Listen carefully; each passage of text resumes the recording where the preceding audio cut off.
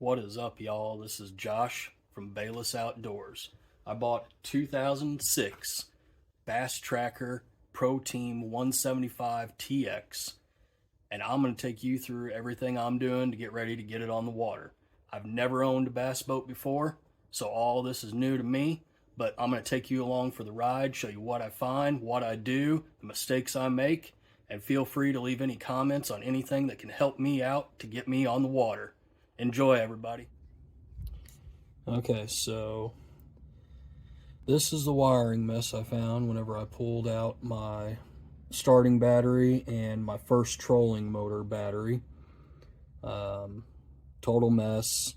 I zip tied together what cables they had hooked to the battery post, took some pictures of how they hooked it up before I took it all out. Not too thrilled about how they had this hooked up. Not sure how anything was really working, considering, stuff's not even attached. So then we've got the two other trolling motor batteries up front there. I already have those hooked together in a series, and I've got my wires up there. I'll have to go through and check the continuity on those and see which wires go up to the trolling motor and which wires come back here. Other thing I found is, I don't know if you can see it or not, there is a charger back there, but I don't know exactly what they have that hooked up to until I start going through some wires. Okay, so I'm going to attempt to show you what I just did. So we have the onboard charger back there, and it is a 8 amp, so it's a 4 and 4 because it's a 2-bank charger. So what I've done is I followed my lines from that charger. So here's one set, which was not even connected. The positive wasn't even connected to the battery, so it was doing nothing. And then I have the other set that went to the other battery. So what I did was I traced down those two lines. I took and I plugged in my charger. So my green light is on down there. I don't think you can see that. Okay, so you can see the green light down there now. So I've got power coming from my charger. What I did was I took my multimeter, set it here. I've got it on direct current. Try to get this where you guys can see. So put that on direct current. Okay, so you can see there. All right, so I took my first lead that I had here, the one that I told you was not hooked up to the battery, at least the positive was not. I'm going to take that, hook that to my positive on my multimeter and my negative on my multimeter. So it is charging out at 12 volts. So, okay, there we go, 13.6, which is about where it should be. So we know that this line is good. So I'll recrimp my connections and all that on it, hook it up the right way, make sure everything's connected, and then that battery should be good. So I'm done with that one. Now I went over here and I found my positive that went to this battery and my negative that went to this battery. Hooked it up same way that I did on the other one. So had my negative is right here, and then my positive is right here. So I hooked those together, hooked this one and this one on the multimeter, positive to positive, negative to negative, got 0. So I knew I was not getting power to the battery. So I traced back just a few inches out of the top of this, and there was, where the wire comes in, a little fuse holder. So we have a little fuse holder here. Pulled that fuse holder, and oh, lo and behold, guess what?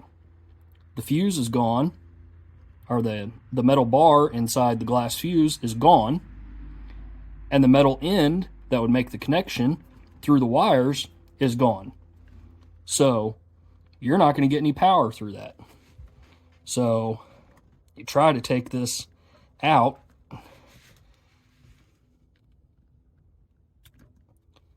That's what the other end should look like.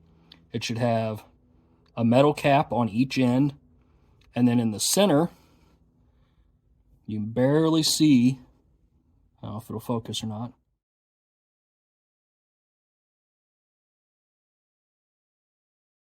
There's a little wire that's supposed to be in there that would connect from this cap to this cap, and that would complete your circuit through your line, or your continuation of the line.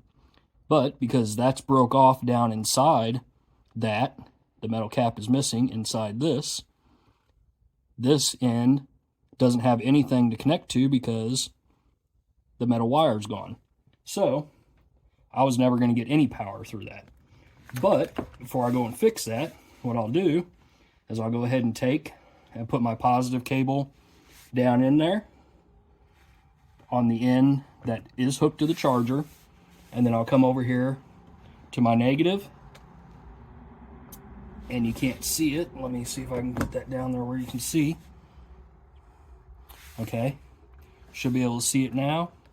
So let's take, where'd my negative lead go? There she is. Take my negative, I'm hooked to my positive here. Take my negative, hook it up to that. Look at that, 13.45 volts. So the wire's good up to that point.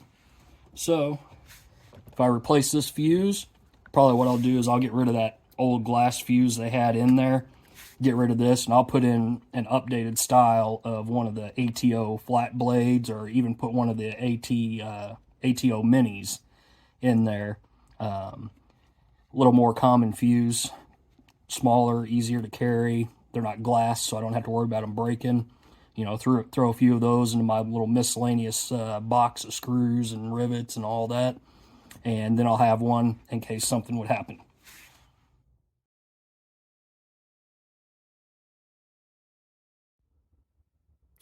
Okay, so you might be able to tell, I don't know if you could see in the other video, but I went through and tried to clean up a little bit down through there, down in my battery trays. That was all just completely caked black.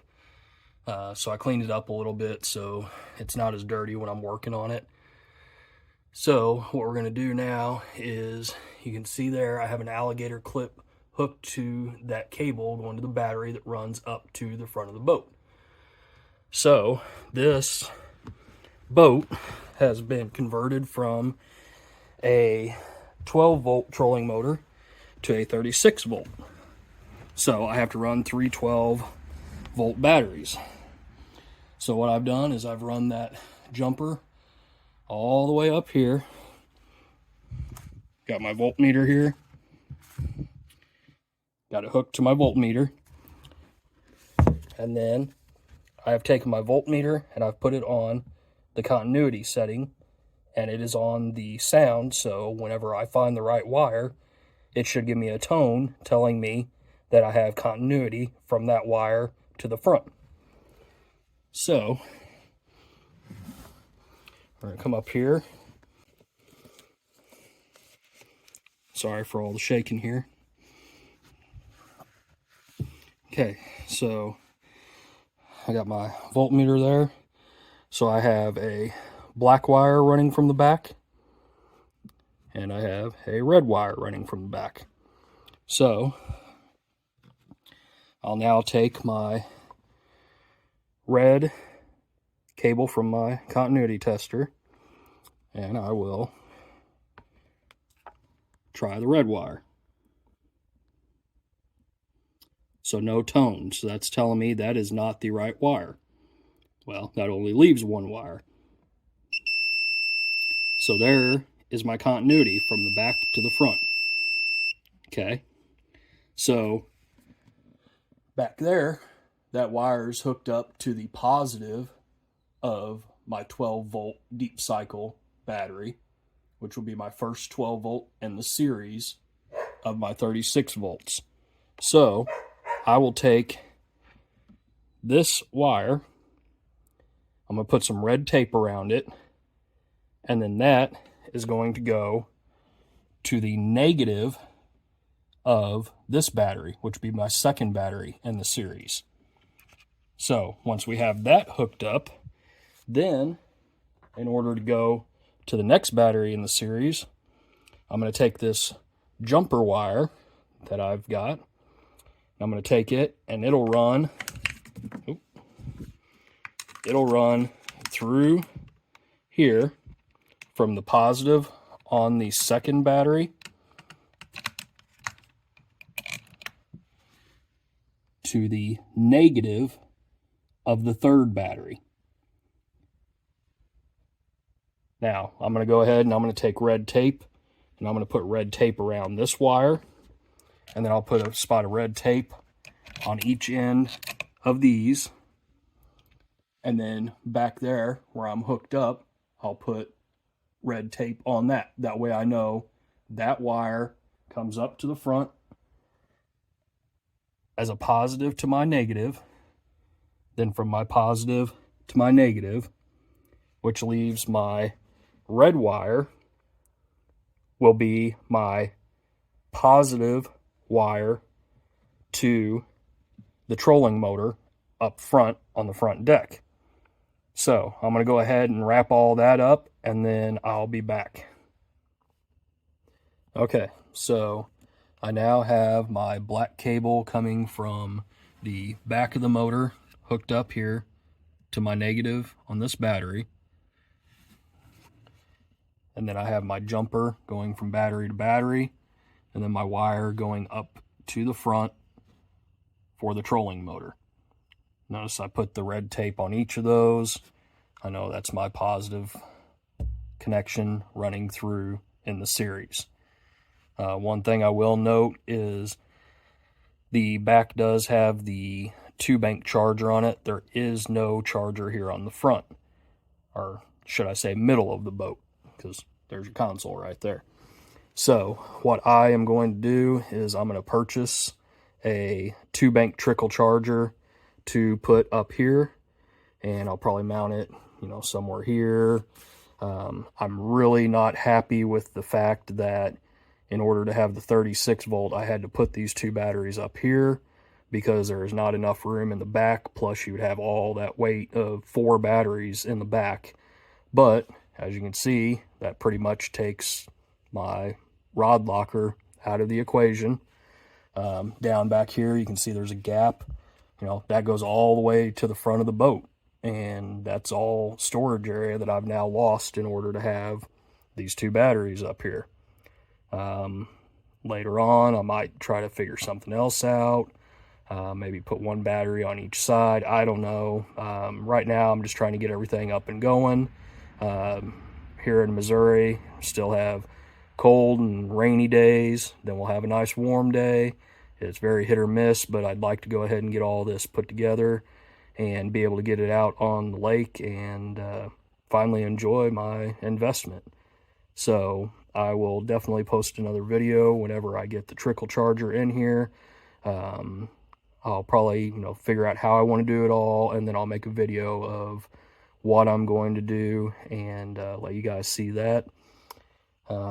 That's probably going to be all that I'm going to do tonight. It's starting to get pretty cold out here. I don't have a heated garage. So we'll pick up probably tomorrow and see where we can go from there.